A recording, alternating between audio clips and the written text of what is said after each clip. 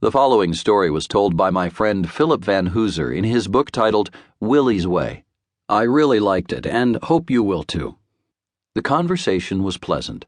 Earlier in the day I had presented a service professionalism training program for the Georgia Club Managers Association, a group of managers representing some of the finest city athletic, golf, and country clubs throughout the state of Georgia. Now I found myself dining with 9 of the most highly respected leaders in the field of club management. Somewhere between the appetizer and the salad, Manuel de Juan, general manager of the host Capital City Club, spoke. Philip, I thoroughly enjoyed your presentation today. I especially enjoyed the stories you shared to illustrate your content points. As a matter of fact, at one point during your presentation, I almost interrupted you to share one of my stories I thought you might enjoy. He said the occasion was Easter Sunday, and the day found more than 500 club members and their guests crowded into the overflowing Capital City Club restaurant. As they waited to dine, a club member and his 4 dinner guests approached the bar where they were greeted by the head bartender, Bob, who quickly began to take and fill each drink order. Everything progressed as might be expected, until one of the guests placed an order for a specialty drink. "I would like a Sazerac, please." "A Sazerac?" Bob asked curiously. "Sir, I'm sorry, but I'm unfamiliar with that particular drink. However, if you'll share its ingredients with me, I'll be happy to make you one." "That's the problem," the guest explained. "I was in New Orleans on business recently, and I stayed at the Fairmont Hotel.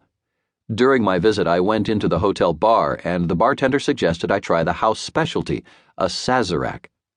I remember the name of the drink because it was the same as that of the bar. Anyway, I tried the drink and I loved it.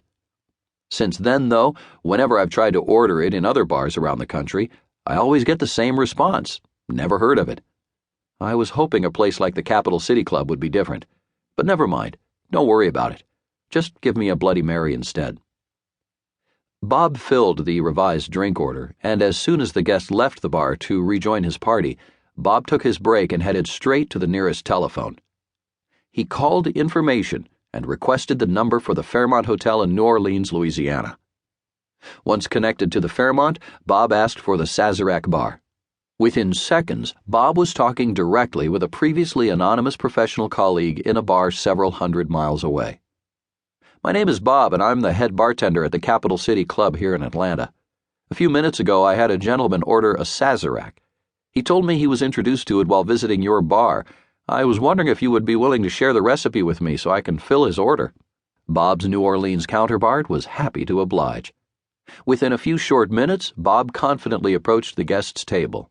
Imagine the guest's level of surprise, satisfaction, and sheer delight when Bob said, "Excuse me, sir, but I have your Sazerac. I hope it's to your liking.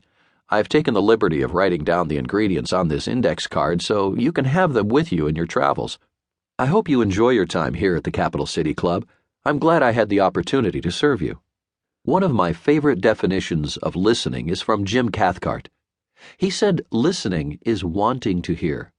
And you see, Bob wanted to hear, and he did. Great service is always about wanting.